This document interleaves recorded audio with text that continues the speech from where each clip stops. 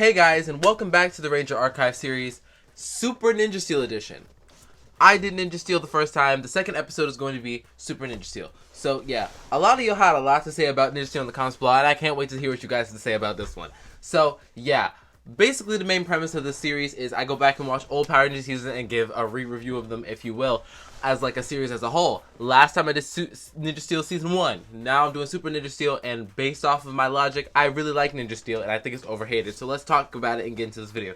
So, yeah, make sure you like, subscribe, and turn on post notifications so you get notified every time I post a mirror or go live on this very channel. Leave down in the comments below your absolute favorite part of Ninja Steel. Let me know in the comments below because I would have a conversation and debate with you guys down in the comments below. If you guys have any negativity to share, if you guys want to start an argument, I am happy to discuss it with you down in the comments below. But yeah, without further ado, let's get right into this video.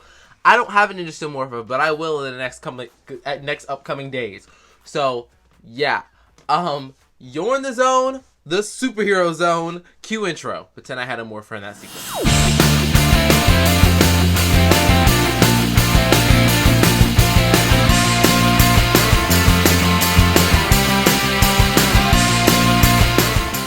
Hello and welcome to Superheroes 101, the Super Ring is never done. My name's Xavier Lee. For those of you who don't know me now, I'll be your host.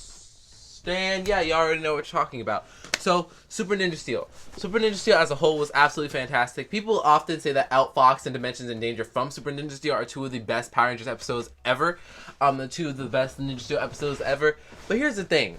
Outfox was really good. But, like, I just want to talk about Dimensions in Danger really fast. Like, Dimensions in Danger was okay. Like, people are like, oh my god, it's one of the top tier, you know, Power Ranger team-ups. And that is better than, Legendary Battle. I don't know if I agree all the way. Dimensions in Danger, yes, was good, but it's like, I don't like how the story immediately picked up with Tommy Oliver right on the screen, not giving us any sort of context, any sort of backstory. I wish they could have gave us two 30 to 45 minute specials, and it's like a two-parter, right? And I wish in the beginning stages of the season, right, along with the Ninja Steel plot, we had the side plot of Draven and the other Rangers being captured by Draven, and brought to this other dimension. Right, I wish that was like built up a little bit more. We did have these three cloaked beings walking through a portal, which were Wes, Coda, and Gemma from Time Force, SPD, and Dino Charge. But yeah, those were kind of mimicking the Emissaries because at the time of this release, this is when Shadow Grid was coming out, and the Emissaries and everything was really good, really big and stuff. And Power Rangers didn't really have the budget to do a Shadow Grid, but like the Shadow Grid that happened in the comics is still very much canon. And the reason why people don't remember it is because it was the way the multiverse was altered made it so that the Rangers and nobody could remember it unless the Emissaries gave them and unlocked their memories and allowed them to remember it.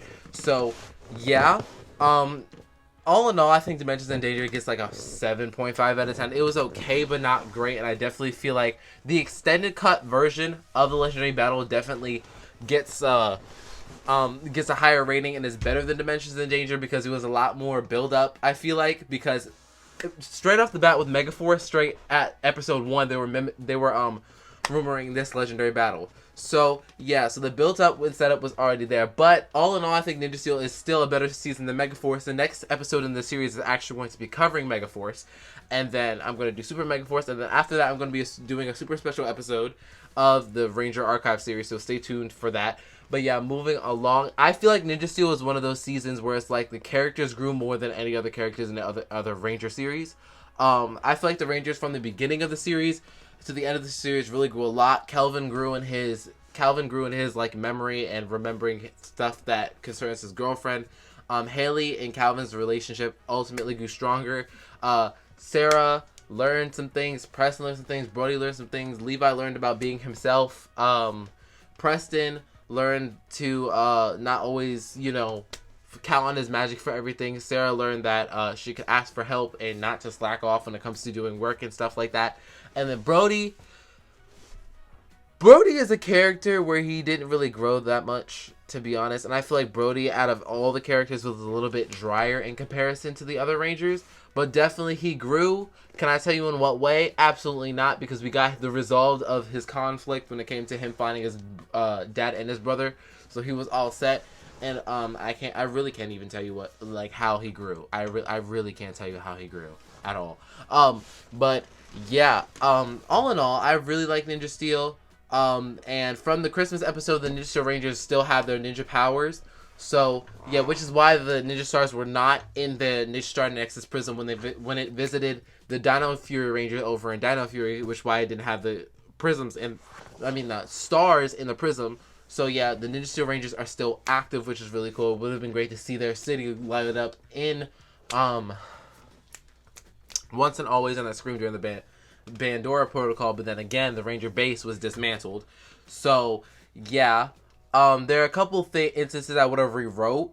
But all in all, I'm going to give my rating for Super Ninja Steel. I'm definitely going to give it like a 9.5. It was really good.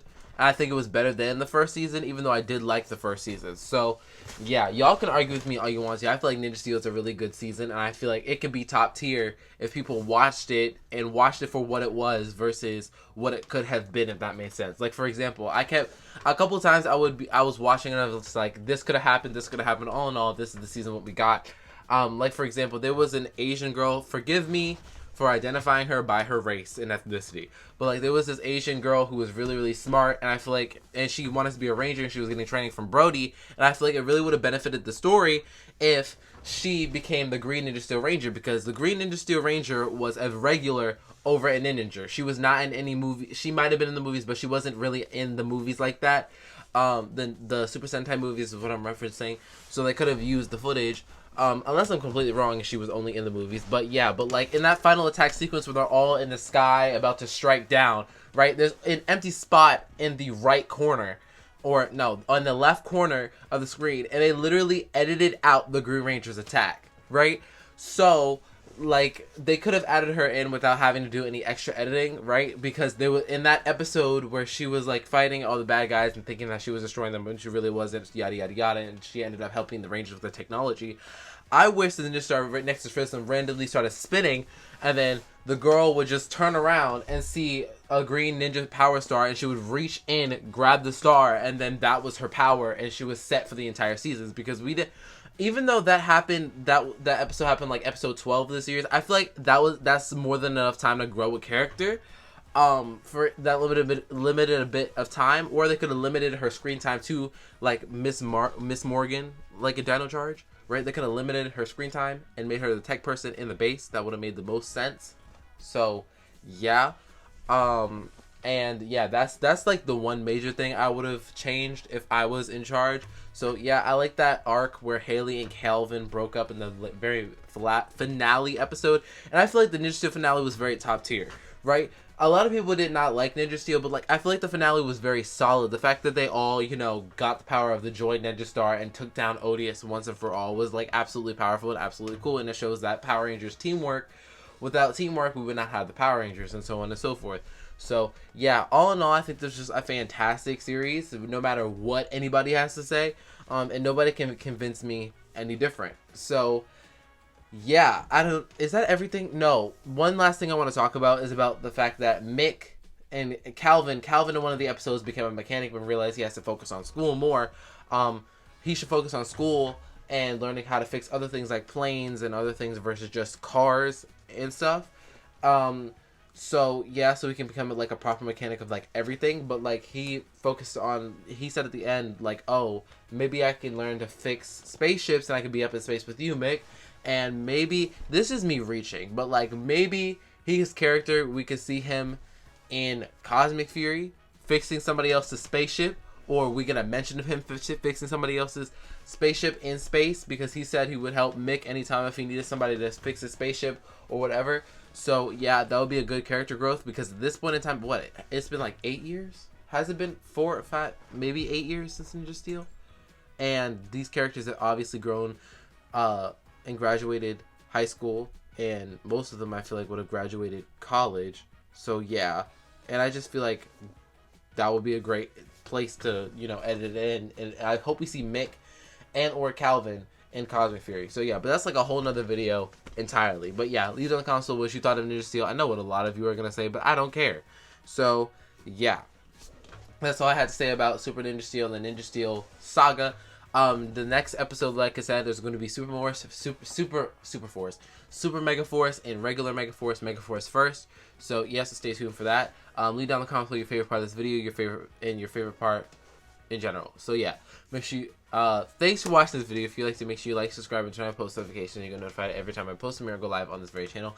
Leave down in the comments below your favorite part of Ninja Steel. Let me know, because I want to know and have a conversation and debate with you guys. But yeah, again, thanks for watching this video. Make sure you follow my Instagram and TikTok for the most exclusive Superheroes 101 content. And yeah, and if you want more Superheroes 101 content, you're going to have to wait till the next video. And remember, yippee-ki-yay, let's ride.